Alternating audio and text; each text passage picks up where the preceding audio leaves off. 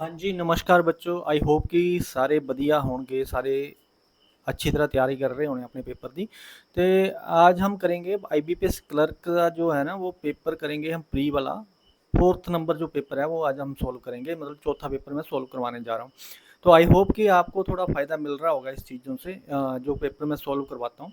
तो आज फिर कोशिश करूँगा कि डिटेल में बताऊँ सारी चीज़, एकदम से जल्दी ना करवाऊँ, ताकि जो फ्रेशर बच्चे हैं वो आराम से समझ सकें इन चीज़ों को। ठीक है, तो शुरू करते हैं अपने आप क्वेश्चन हम। अगर समझ में आए, अच्छा लगे, तो लाइक और शेयर जरूर करना और चैनल को सब्सक्राइब जरूर करना, ताकि आपको जो है नोटिफिकेशन इनका मिलता रहे। चलो जी, नेक्स्ट क्वेश्चन। फर्स्ट क्वेश्चन है हमारा, कहता है how many students like only physics. कहता है फिजिक्स को कितने लाइक करते हैं, सिर्फ फिजिक्स को लाइक करते हैं। कहते पूरी इन्फॉर्मेशन हमें देखनी पड़ेगी। Read the following information carefully and answer the questions given below. In A school 600 students. देखो, अगर आपका टोटल स्टूडेंट्स देखें तो टोटल जो स्टूडेंट है हमारे पास वो कितने हैं, वो 600 है। टोटल स्टूडेंट्स कितने हैं हमारे पास, 600 हैं। लाइक लीस्ट वन सब्जेक्ट, हर कोई जो है वो एटलीस्ट एक सब्जेक्ट लाइक करता है। फिजिक्स एंड केमिस्ट्री, दो सब्जेक्ट हैं, एक फिजिक्स है एक केमिस्ट्री है। The number of student who like physics is 60% of the total student. देखो, टोटल स्टूडेंट है ये हमारे पास 600। 600 का 60% निकालना तो 10% होता है हमारा 60। 60 को अगर हमारे पास हम 6 से मल्टीप्लाई कर दें तो हमारे पास 60% आ जाता है। 6 की 36, 360। मतलब 360 बच्चे जो हैं वो सिर्फ वो जो हैं वो फिजिक्स को लाइक करते हैं। ठीक है, किसको लाइक करते हैं, फिजिक्स को लाइक करते हैं। उसके बाद कहता है the number of the student who like both physics and chemistry is 40% of the student who like physics. कहता है जो फिजिक्स को लाइक करते हैं 360 बच्चे, इनका 40%, इनका 40%, कितने परसेंट, 40% जो बच्चे हैं वो दोनों को लाइक करते हैं, फिजिक्स और केमिस्ट्री को। देखो, इसका 40% कितना होगा, 10% होता है 36। 10% कितना होता है इसका, 36। 4 से मल्टीप्लाई कर लेंगे तो हमारे पास क्या बन जाएगा, 40% बन जाएगा। 6 चौके 24 और 3 चौके 12, 2 14, ये 144। तो ये जो 144 बच्चे हैं वो फिजिक्स को भी लाइक करते हैं और केमिस्ट्री को भी लाइक करते हैं, ये दोनों को लाइक करते हैं। ठीक है, उसके बाद कहते हैं the number of students who like only chemistry is 24 more than the number of student who like only physics। देखो, एक बात मेरे ध्यान में रखना कि अगर मैं यहाँ डायग्राम, वेन डायग्राम बनाऊं तो आपको समझ में आएगा। ये मैंने वेन डायग्राम बनाई। अब क्या है कि ये फिजिक्स है सब्जेक्ट, ये हमारा केमिस्ट्री है। जो दोनों को फिजिक्स केमिस्ट्री को लाइक करते हैं वो 144 है, तो यहाँ पर आ जाएगा हमारे पास 144। और अगर सिर्फ जो फिजिक्स को लाइक करते हैं तो हमें क्या करना पड़ेगा कि फिजिक्स को लाइक करने वाले बच्चे कितने हैं, 360 हैं। 360 में से 144 माइनस करना पड़ेगा। मतलब 360 में से अगर मैं 144 माइनस कर दूं तो मेरे पास कितना आ जाएगा, मेरे पास आ जाएगा 216, 216। तो 216 जो बच्चे हैं वो हमारे पास जो है वो ऐसे होंगे जो कि सिर्फ और सिर्फ फिजिक्स को लाइक करेंगे। किसको लाइक करेंगे, फिजिक्स को लाइक करेंगे। और केमिस्ट्री जो लाइक करते हैं, तो केमिस्ट्री जो लाइक करते हैं वो इससे 24 ज़्यादा है। 24 ज़्यादा, अगर 216 में 24 ऐड कर दूं तो मेरे पास जो सिर्फ केमिस्ट्री को लाइक करने वाले बच्चे होंगे वो कितने होंगे, वो 240 हो जाएंगे। कितने हो जाएंगे, 240। 24 ऐड कर देंगे ना, इसमें डिफरेंस इन दोनों में 24 है, 24 ज़्यादा है उससे। तो हमें साफ साफ पता चल गया कि फिजिक्स को जो लाइक करते हैं वो 216 है, दोनों को जो लाइक करते हैं फिजिक्स और केमिस्ट्री को वो है 144, और जो सिर्फ और सिर्फ केमिस्ट्री को लाइक करते हैं वो है 240 बच्चे। आई होप कि ये बात समझ में आई होगी। तो पहले क्वेश्चन में हमसे पूछा क्या था, हमसे पूछा था how many students like only physics. तो फिजिक्स को लाइक ओनली फिजिक्स बोला है तो 216 बच्चे हैं। कितने बच्चे हैं, 216 बच्चे हैं। आई होप कि समझ में आया होगा, कोशिश करिए डिटेल में समझाने की। अगला क्वेश्चन हम देखते हैं। How many students like only chemistry. Chemistry, only chemistry को कितने बच्चे लाइक करते हैं। देखो, अभी तो हमने निकाला 240 बच्चे, याद है ना कि पिछले क्वेश्चन में हमने क्या करा था, 216 बच्चे सिर्फ फिजिक्स को लाइक करते थे, लेकिन 24 ज्यादा जो थे वो केमिस्ट्री को लाइक करते थे। 240 बच्चे केमिस्ट्री को लाइक करते हैं, ओनली केमिस्ट्री। इसने क्या बोला है, ओनली केमिस्ट्री बोला ना। तो बाकी डाटा तो सारा सेम है, पढ़ के देखना, बिल्कुल सेम डाटा सारा, कुछ नहीं एक्स्ट्रा है ना। तो बच्चे कितने थे, 240 थे। आई होप कि ये बात समझ में आई होगी। अगला क्वेश्चन, अगले क्वेश्चन में क्या कहता है, सेम क्वेश्चन है, कहता है the number of the student who like both physics and chemistry. तो जो फिजिक्स और केमिस्ट्री को लाइक करते थे वो कितने थे स्टूडेंट, 144। आपको याद होगा पीछे क्वेश्चन पे वापस जाएंगे हम, अगर मैं वापस जाऊं तो यहाँ से आप देखो कि दो फिजिक्स और केमिस्ट्री को लाइक करते थे वो 144 थे, और 144 थे बच्चे, तो ये फिजिक्स केमिस्ट्री को लाइक करते हैं। आगे क्या बोलता है, both physics and chemistry is what percent of the total student. Total student कितने थे, टोटल स्टूडेंट से 600, तो टोटल स्टूडेंट है 600, 144 जो है वो इसका 600 का कितने परसेंट है, मल्टीप्लाई बाई 100 कर लेंगे, तो ये बन जाता है आपका 6 दूने 12 और 6 चुके 24, 24%, 24%।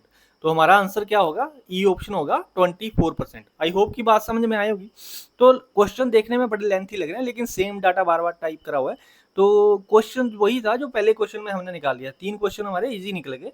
तो चलते हैं अगले क्वेश्चन में। Rohit invest twice sum invested by the Shikhar and withdraws half of sum after 8 months and again withdraws half of the remaining sum after next 8 months. Find the ratio of the profit share of the Rohit and Sikandar after 2 year। 2 साल की बात कर रहा है। देखो कहता है जो रोहित ने जो इन्वेस्टमेंट करी है वो 2 गुना है किससे, शिखर से। कोई शिखर भी है वो भी इन्वेस्टमेंट कर रहा है, तो इसकी अगर ये 1 रुपया इन्वेस्ट कर रहा है तो ये 2 रुपये इन्वेस्ट कर रहा है, लेकिन ये पूरे के पूरे 2 साल मतलब 24 महीने इन्वेस्टमेंट करता है, तो इसकी टोटल जो इन्वेस्टमेंट होती है वो कितनी होती है, 24 इन्वेस्टमेंट होती है। ये बात समझ लेना इसको, है ना। तो जो दूसरा जो रोहित था, रोहित ने क्या करा कि पहले 8 महीने तो उसने 2 रुपये ही इन्वेस्ट करे, मतलब टोटल जो इसकी इन्वेस्टमेंट होगी 16 रुपये पहले 8 महीनों के लिए। लेकिन अगले 8 महीने के लिए इसने क्या करा, इसको हाफ कर दिया, मतलब 2 रुपये इन्वेस्ट कर रहा था, ये 2 रुपये इन्वेस्ट कर रहा था, उसके बाद इसने 1 रुपया इन्वेस्ट करना शुरू कर दिया अगले 8 महीने के लिए। तो फिर उसने उसकी टोटल इन्वेस्टमेंट कितनी होगी 8 महीनों की, 8 रुपये। फिर कहता उसके अगले 8 महीने भी उसने क्या करा जो इन्वेस्टमेंट करना शुरू कर दी, हाफ कर दी, मतलब अब वो 1 रुपये की जगह पर 50 पैसे यूज करना शुरू कर दिए उसने, मतलब 50 रुपये इन्वेस्टमेंट कर रहा है। तो ये मतलब 0.5 मल्टीप्लाई बाई 8, तो 8 पंजे 40, 4 रुपये, 4 रुपये इसकी ये इन्वेस्टमेंट होगी। टोटल इन्वेस्टमेंट देखें तो कितनी होगी, 24 4 28 रुपये। मतलब ये है कि ए और रोहित और शेखर की जो भी है, शिखर की जो इन्वेस्टमेंट है रेशियो बनेगी वो क्या बनेगी, ये 28 रुपये इन्वेस्ट करता है, ये हमारे पास 24 रुपये इन्वेस्ट करता है, तो 4 से चला जाएगा, 6 चौके 24 और 7 चौके 28। तो इनकी जो इन्वेस्टमेंट रेशियो है वो 7:6 है। हमसे पूछा क्या है, हमसे पूछा है इसने find the ratio of profit sharing. देखो प्रॉफिट शेयरिंग रेशियो और इन्वेस्टमेंट रेशियो सेम होती है, तो इनकी इन्वेस्टमेंट प्रॉफिट शेयरिंग रेशियो क्या हो जाएगी, 7:6 हो जाएगी। आई होप की बात समझ में आई होगी। अगर नहीं समझ आई तो एक बार दोबारा से देख लेना। बस बच्चों को यहाँ पर थोड़ी सी दिक्कत होती है, जो 8-8 महीने लिखा हुआ है, आफ्टर 8 मंथ लिखा तो पहले 8 महीने की जो इन्वेस्टमेंट होगी उसकी 16 होगी, फिर अगले 8 महीने इसने आधी कर दी थी तो 8 रुपये होगी, उसके अगले 8 महीने बाद भी इसने आधी कर दी थी, तो टोटल इसके 24 महीने हो गए थे। यहाँ देखो 8 थे 24 महीने इसके पूरे हो गए फिर। आई होप की समझ आया होगा। अगला क्वेश्चन देखते हैं। कहते हैं in school of total 360 student passed the exam while 60% of the total boys passed the exam and 40% of the total girls passed the exam. If 62/3% of the total passed boys is 160, then find the students in the school. देखो यार simple सी बात है, देखो पास बच्चे बताए हुए हैं उसने कि टोटल स्टूडेंट जो पास होते हैं वो कितने होते हैं, 360 बच्चे पास हैं, जिसमें से 60% जो है वो बॉयज का 60% बॉयज पास है और 40% गर्ल्स पास है। और कहता है कि यहाँ पर एक चीज का ध्यान रखना, 16/3, देखो मेरी एक बात का ध्यान रखना, 33 1/3% की जो फ्रैक्शन होती है 1/3 होती है, ये हमारी इसका डबल है 16। इसको डबल कर दोगे ना, देखो 2 से गुणा करोगे तो क्या बनेगा, 16 2/3% है ना, तो ये इसकी फ्रैक्शन क्या बनेगी 2/3, ये भी डबल हो जाएगा नंबर, है ना। तो ये 2/3 फ्रैक्शन है। इसका मतलब क्या हुआ कि 2/3 लड़के जो पास हैं उसका मतलब है कि वो 160 बच्चे पास हैं, मतलब 2 यूनिट जो है वो 160 के बराबर है, तो 3 यूनिट कितने के बराबर होंगे, इसको उल्टा करके मल्टीप्लाई कर लो, 2 से कट देगा 80 तो ये टोटल बच्चे जो पास हैं, बॉयज जो पास हैं टोटल, वो कितने हो गए, वो हो गए 240। अगर 240, देखो टोटल बच्चे 360 हैं, 240 अगर इसमें से बॉयज हैं, अगर ये बॉयज हैं, तो गर्ल्स कितनी होगी, गर्ल्स होगी आपके पास 120। गर्ल्स कितनी होगी आपके पास 120, ठीक है ना। टोटल बच्चे थे ना पास बच्चे, जिसमें 240 तो लड़के हो गए हमारे पास, 240 लड़के पास हैं, तो 240 लड़के हैं, और ये जो 120 जो है वो लड़की हैं। अब एक चीज का ध्यान रखना कि जो लड़के पास थे वो 40% थे। अब 240 जो लड़के हैं वो एक्चुअली 60%, सॉरी 60% थे, बॉयज कितने पास थे 60%। तो 240 जो है ना वो एक्चुअली किसी रकम का 60% है। तो 240 किस रकम का 60% है, 100/60% नीचे आ जाएगा। तो 60, 6 चौके 24, 400 टोटल बच्चे के, टोटल बॉयज, ये बॉयज हो गए, टोटल बॉयज कितने हो गए, टोटल बॉयज हो गए 400। बात समझ में आई? अगर नहीं समझ आई तो दोबारा समझा देता हूँ कि देखो 240 किसके बराबर था, 60% के बराबर। और मैंने बोला कि परसेंटेज का एक जब मैं करवाता हूँ तो वहां पर मैं बताता हूँ कि जब भी कोई नंबर किसी परसेंटेज के बराबर आ जाए तो हम बेस वैल्यू पे जा सकते हैं। बेस वैल्यू मतलब टोटल बच्चे कितने हैं वो, है ना, किसका ये जो 60% है वो किस रकम का 60% है, 240 जो है वो किस रकम का 60% है। तो 60% है तो मतलब है कि 240 से ज्यादा ही रकम होगी, तो वो किसका है, वो 400 बॉयज हैं, उसका 60% 240 बनता है, ठीक है। अब यही चीज ये यहाँ गर्ल्स के लिए है। गर्ल्स जो है वो कितने परसेंट के बराबर है पास, 40% के बराबर। तो हम पता करेंगे कि 120 जो गर्ल्स हैं वो किस रकम का 40% है, 40% परसेंट ही नीचे 40 से डिवाइड करेंगे, 3 आ गया। तो ये गर्ल्स जो है टोटल एक्चुअली स्कूल में वो गर्ल्स जो है वो 300 गर्ल्स हैं, स्कूल में गर्ल्स कितनी है 300 है। तो टोटल बच्चे हमसे पूछे, हमसे क्या पूछा है, then find the total students in the school, school में बच्चे कितने हो गए 700। तो 700 जो हैं वो टोटल बच्चे हैं उस स्कूल में। तो हमसे यही पूछा था कि स्कूल में टोटल स्टूडेंट कितने हैं, स्टूडेंट जो हैं वो 700 है। आई होप की बात समझ में आई होगी। अगर ना समझ आए तो भाई मैसेज कर दिया करो, कमेंट कर दिया करो, अगर समझ में आ गई तो भी बता देना मुझे, ठीक है। चलो जी अगला क्वेश्चन। और लाइक और बच्चों शेयर जरूर करना, और चैनल सब्सक्राइब जरूर करना, जो भी बच्चा नया आता है और देखता है तो आपको फायदा मिलेगा, मैं कह रहा हूँ लॉन्ग टर्म में आपको फायदा मिलेगा। अभी मैंने मेन का भी करवाने हैं, ये तो कोई पेपर मैं सॉल्व करा रहा हूँ प्री के, इसके बाद मैं मेंस के भी सॉल्व करवाऊंगा, उसके बाद मैं पीओ के भी करवाऊंगा, प्री के भी और मेन के भी। तो जुड़े रहोगे तो आपका ही बेनिफिट मिलेगा। The average weight of 24 student is in a class is 35 kg। 24 student हैं, इनका जो एवरेज वेट है वो 35 kg है।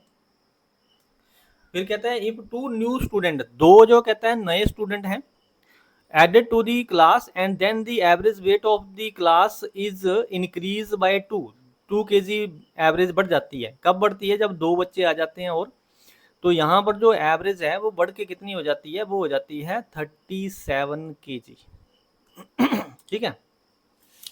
Then find the weight of the two new student, तो जो दो नए स्टूडेंट आए हैं उनका बताओ कि टोटल वेट कितना है। तो भाई ये याद रखना, एक मान लिया कि फर्स्ट स्टूडेंट है, ये सेकंड स्टूडेंट है। अगर एवरेज की बात कर रहे हैं कि एवरेज नई जो है वो 37 हो गई है, तो इसका मतलब इसके हिस्से में भी 37 है और इसके हिस्से में भी 37 है। इसके अलावा क्या है तो ये टोटल इनका वेट कितना हो गया, इनके पास अभी प्रेजेंट में इनके पास कितना हो गया, मतलब ये आपके पास बन गया 7 7 14, 3 3 6 1 7, मतलब 74 है ना, 37 क्या हो गया 74 हो गया ना, 7 7 14, 3 3 6 1 7, 74 वेट जो है वो अभी इनके पास टोटल दोनों के पास जो मिला के इन दोनों का जो टोटल वेट है वो 74 है। लेकिन ये जो दो दो एक्स्ट्रा इनको मिला है 24 बच्चों को, जो दो दो एक्स्ट्रा वेट इन बच्चों को 24 बच्चों को मिला है वो किसका है, वो इनकी वजह से, जब ये दो नए बच्चे ऐड हुए हैं उनकी वजह से ही इनका वेट बढ़ा है। तो ये वेट जो है 24 दूने 48, 24 से मल्टीप्लाई कर देना दो को, तो ये जो 48 किलो टोटल वेट था वो किसका था, जो दो नए बच्चे आए हैं उनका वेट था। तो उनको वापस कर देते हैं, तो इनको वापस कर दिया तो टोटल वेट कितना बना इन दोनों का, 8 4 12, 7 4 11 1 12, 122 kg। तो भाई जो दो नए बच्चे आए हैं उनका जो वेट है न्यू स्टूडेंट्स का वो 122 kg है। आई होप की बात समझ में आई होगी। डिटेल में देखो एवरेज का जब टॉपिक करेंगे तो बिल्कुल इसमें डिटेल में हम जाएंगे और बिल्कुल समझाऊंगा एक एक चीज, फिलहाल तो इतना सा थोड़ा सा ध्यान रख लेना। यहाँ पर तो इतना ही समझाया जा सकता है क्वेश्चन में ना। चलो अगला क्वेश्चन देखते हैं। कहता है 10 year ago the age of A is 150% more than B. देखो प्रेजेंट में अगर हम खड़े हों तो कहता है आज से 10 साल पहले की बात कर रहा है, 10 ईयर एगो।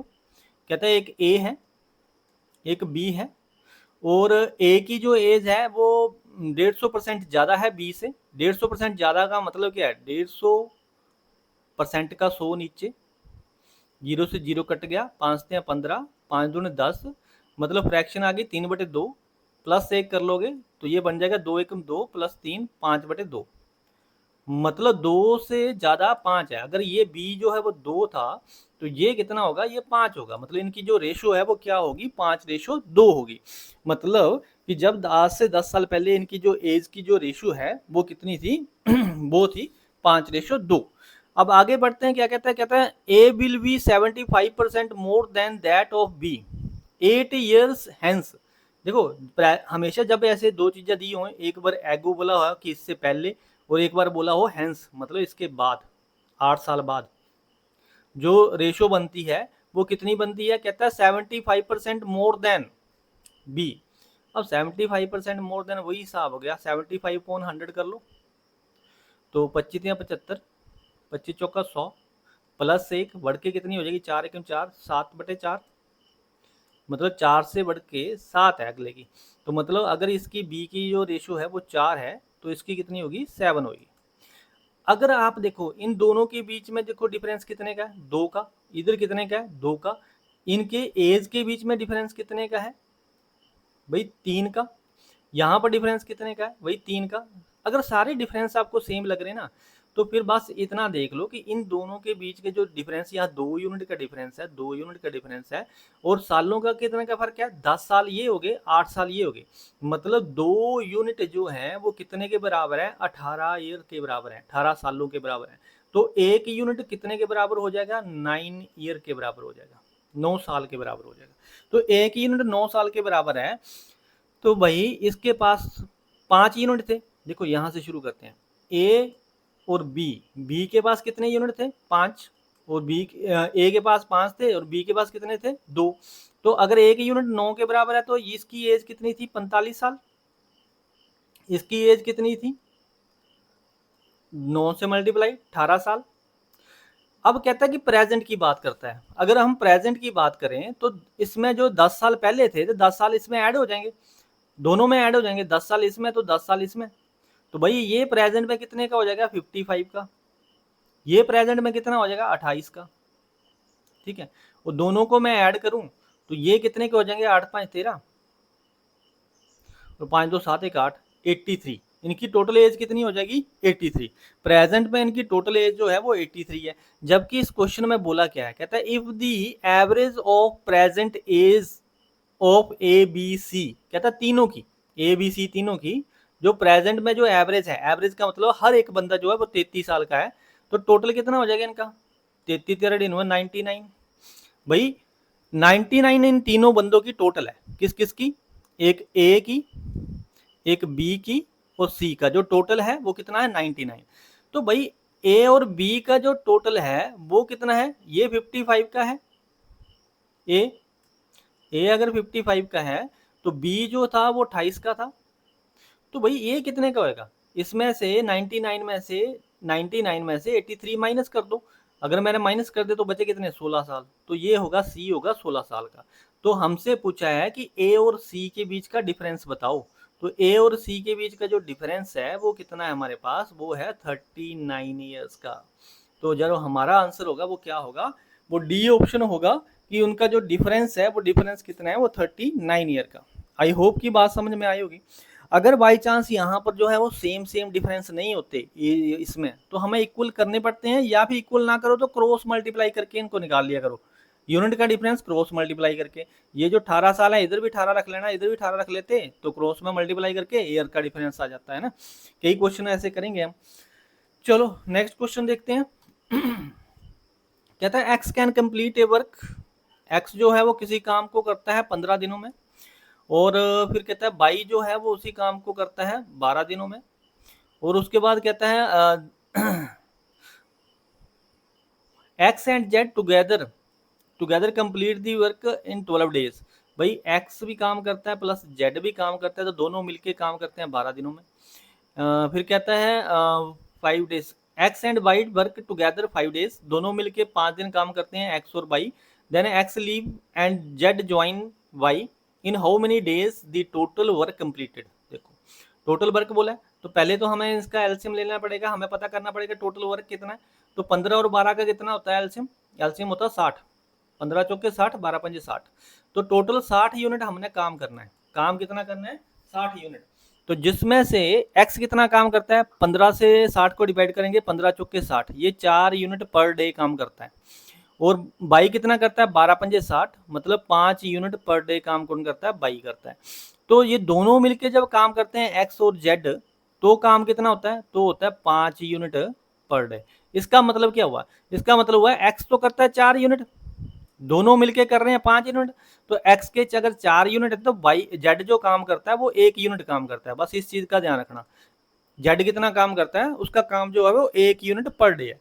अब हमको यहाँ पर इसने बोला है कि भाई दोनों मिलके x और y दोनों मिलते हैं, दोनों मिलके काम कितना करते हैं? 9 यूनिट।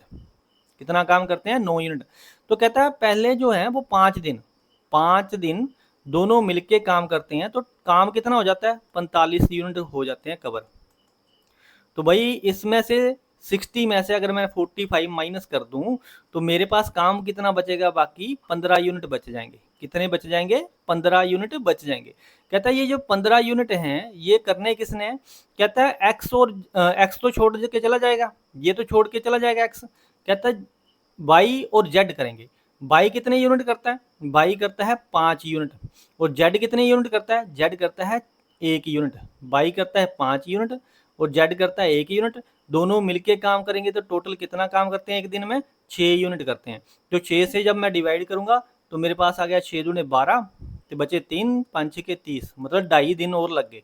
5 दिन ये लगे थे, 2.5 दिन और लग गए। टोटल कितने दिनों में काम खत्म हुआ? 7.5 दिनों। तो आई होप की बात समझ में आई होगी। तो आंसर क्या होगा हमारा? 7.5 डेज में ये जो काम है वो खत्म होगा। अगला क्वेश्चन देखते हैं। कहता है an amount double it in 5 years.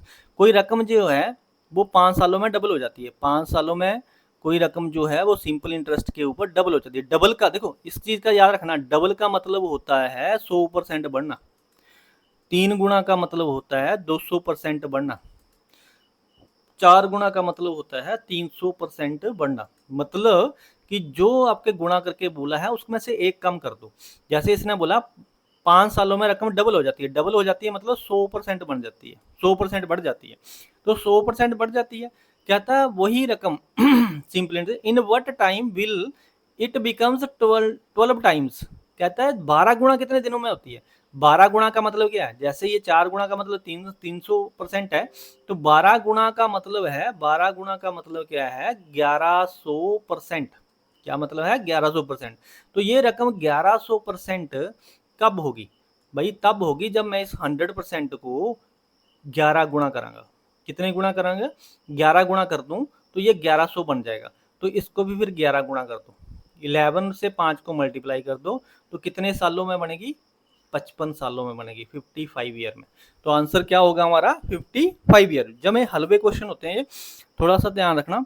तो जब हम ये सब्जेक्ट में करेंगे बहुत सारे क्वेश्चन करवाऊंगा ऐसे मैं आपको, डिफरेंट कंपाउंड इंटरेस्ट में अलग होते हैं, सिंपल इंटरेस्ट में भी ऐसे होते हैं और कंपाउंड इंटरेस्ट में भी ऐसे होते हैं। कंपाउंड इंटरेस्ट का तरीका करने का अलग है, वहां पर स्केयर वगैरह काम करते हैं, यहाँ पर मल्टीप्लिकेशन में काम हो जाता है। Next question there are 2 jars P and Q containing a mixture of milk and water। कहता 2 हमारे पास जार हैं, एक जार जो है वो P है, इसमें भी मिक्सचर है, और मिक्सचर कितना है? P और Q containing the mixture milk and water, और मिल्क और बैटर है, इसमें कितना है? मिल्क है और वाटर है। ठीक है, फिर कहता है मिल्क और वाटर है, और jar P has 20 litre mixture.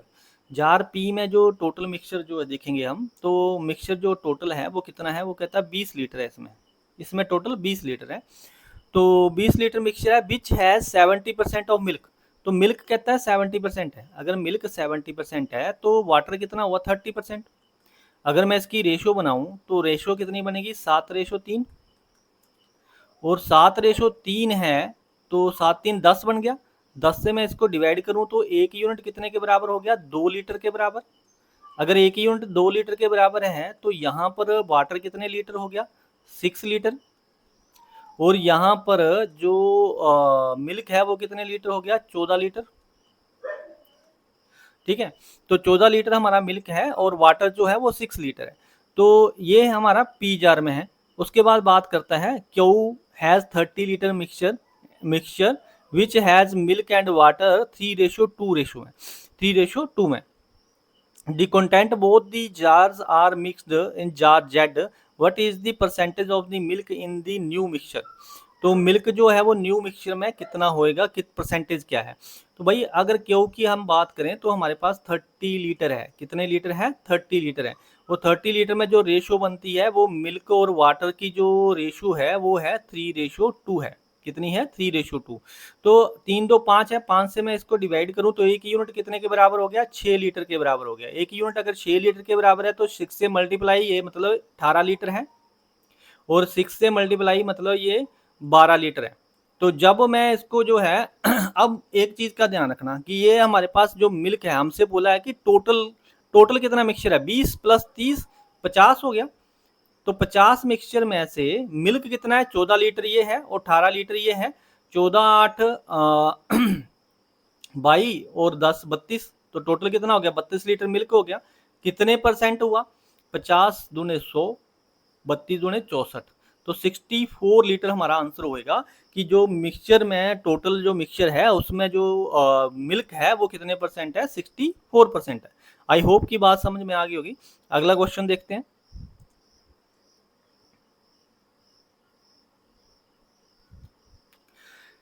Next question में कहता है train A having the length of 200। अगर ए ट्रेन है कोई, ये ट्रेन है ए, इसकी जो लेंथ है वो 200 है। एक ट्रेन बी है, इसकी लेंथ हमारे पास दी नहीं है। B running in the same direction, दोनों सेम डायरेक्शन में चल रही हैं, मतलब ये भी इस तरफ को जा रही है, ये भी इस तरफ को जा रही है। और कहता है हमसे, कहता है B running in the same direction in 100 second cross. ठीक है, ए जो है वो बी को क्रॉस कर लेती है कितने सेकेंड में, 100 सेकेंड में क्रॉस कर लेती है। मतलब जो टाइम लगता है वो कितने लगते हैं, 100 सेकेंड लगते हैं क्रॉस करने में। ठीक है, और फिर कहता है if the difference between the speeds of the both the train is 6 metre per second. देखो इन दोनों की जो स्पीड, इसकी जो स्पीड है वो दूसरे वाली की स्पीड में जो है वो माइनस हो जाती है। जब सेम डायरेक्शन में ट्रेनें चलती हैं, सेम डायरेक्शन में चलती हैं तो स्पीडें माइनस होती हैं। तो माइनस होके जो स्पीड बचती है वो कितनी बची है हमारे पास, कहता है 6 मीटर पर सेकेंड है। याद रखना कि ए और बी, देखो जब हम डिस्टेंस हमेशा प्लस होता है, जब ए प्लस बी को डिस्टेंस को मैं डिवाइड करूंगा 6 से तो मेरे पास जो आता है, मेरे पास आता है 100। मेरे पास क्या आता है, 100 सेकेंड ये आता है। तो ये 6 पहली तरफ जाके इसको मल्टीप्लाई करेगा, ए प्लस बी क्या हो जाएगा, फिर इन दोनों की जो लंबाई है वो कितनी हो जाएगी, 100 × 6 = 600। मतलब अगर ये 200 है तो बी कितनी लंबी होगी, वो होगी 400 मीटर की। तो बी ट्रेन जो है वो कितने मीटर की होगी, 400 मीटर की। आई होप की बात समझ आई है। ए प्लस बी कितनी होगी हमारे पास 600 मीटर हुई है, जिसमें से 200 तो ए है ही है, तो बी कितनी होगी, 400 मीटर। अब आगे क्या कहता है, कहता है बी क्रॉसेज जी 480 मीटर लॉन्ग प्लेटफॉर्म। अब जो बी ट्रेन है, ये जो ट्रेन है वो 480 मीटर लॉन्ग एक प्लेटफॉर्म है, इसको क्रॉस करती है कितना टाइम में, कहता है 40 सेकेंड में। टाइम लगता है 40 सेकेंड। ठीक है, तो हमने क्या पता करना है, हमने स्पीड पता करनी है। तो स्पीड का फार्मूला क्या होता है, स्पीड का फार्मूला होता है हमारे पास डिस्टेंस अपॉन टाइम। डिस्टेंस क्या है, इन दोनों को ऐड करके आएगा, 400 + 480 आएगा 880 डिवाइड बाई टाइम। टाइम कितना लगा, 40 सेकेंड, तो 40 से डिवाइड करूंगा तो मेरे पास जो है, सॉरी 880 है ना, ठीक है, तो 40 सेकेंड लगे हैं। तो 40 से डिवाइड करा, 4 दूने 8 और 4 दूने 8, तो मतलब जो स्पीड है वो स्पीड कितनी है इसकी, वो है 22 मीटर पर सेकेंड। और ये स्पीड किसकी है, ये स्पीड है बी ट्रेन की। किसकी है, बी ट्रेन की, इसकी स्पीड है। बी ट्रेन की जो स्पीड है वो है 22। अगर बी ट्रेन की जो स्पीड है वो 22 मीटर पर सेकेंड है, तो आप याद रखना कि ए ने क्या करा था, इसको क्रॉस कर लिया था। इसका मतलब ए की स्पीड ज़्यादा होगी तभी इसको क्रॉस किया, क्योंकि ये तो इधर को जा रही है, ये भी इधर को जा रही है, और ए ने इसको क्रॉस कर लिया। कितने टाइम में क्रॉस कर लिया था, 100 सेकेंड में। तो इसका मतलब इसकी स्पीड ज़्यादा थी। कितनी ज़्यादा थी, 6 ज़्यादा थी। तो 6 इसमें प्लस कर दो तो ए की स्पीड आ जाएगी। तो ए की स्पीड कितनी होगी, 28 मीटर पर सेकेंड। किसकी स्पीड होगी, ए की। तो ए ऑप्शन हमारा आंसर होगा। आई होप की बात समझ में आई होगी। ये चैप्टर बहुत बड़ा है जो ट्रेन वाला है, तो इसमें बहुत सारी चीज़ें समझने वाली होती हैं। तो यहाँ तक तो जो मैंने कोशिश करी है कि आप लोगों को समझाने की, तो आई होप कुछ समझ में आया होगा। अगर नहीं आया होगा तो कोशिश करूंगा दोबारा समझाने की, एक बार मुझे कमेंट करके बता देना, ठीक है। तो इस क्वेश्चन को मैं दोबारा ले आऊँगा। अगला क्वेश्चन देखते हैं। नेक्स्ट क्वेश्चन में कहता है कि A B C D E are 5 consecutive even numbers. देखो हमारे पास जो है वो ए बी सी डी और ई, ये इवन नंबर है, 5 इवन नंबर है। और if the sum of the A and D, और कहता है ए और डी का सम, ए और डी का सम। देखो ए बी सी डी, इन दोनों का जो सम है, कहता है सम है 162 है। तो इन दोनों की मैं ना एवरेज निकालूंगा, क्योंकि कंजिक्यूटिव नंबर है। तो पहला और आखिरी को मैं जब डिवाइड करूंगा, 2 नंबर है, 2 से डिवाइड करूंगा तो मेरे पास एवरेज आ जाएगी। एवरेज कितनी आ जाएगी, 81। 2 8 16, 2 1 2। तो ये 81 कहाँ आएगा, यहाँ आएगा मिडिल में, यहाँ पर है 81। तो 81 अगर यहाँ पर है, और अगर यहाँ पर एक नंबर और ई ऐड हो जाए, तो अब एवरेज क्या होगी, एक और बढ़ जाएगी। जैसे ये नंबर बढ़ गया वैसे एवरेज क्या बन जाएगी, अब 82 बन जाएगी। मतलब जो सी नंबर पे हमारा जो रकम है ना, वो हमारी एवरेज हो जाएगी। तो एवरेज कितनी हो जाएगी, 82। मतलब सी हमारा 82 है, डी हमारा 84 होएगा क्योंकि इवन नंबर है, ई हमारा 86 होएगा, बी हमारा 80 होएगा, और ए जो है वो हमारा 78 होएगा। ये लिखने की जरूरत नहीं है, वैसे मैं आपको जस्ट मैं वैसे ही समझा रहा हूँ।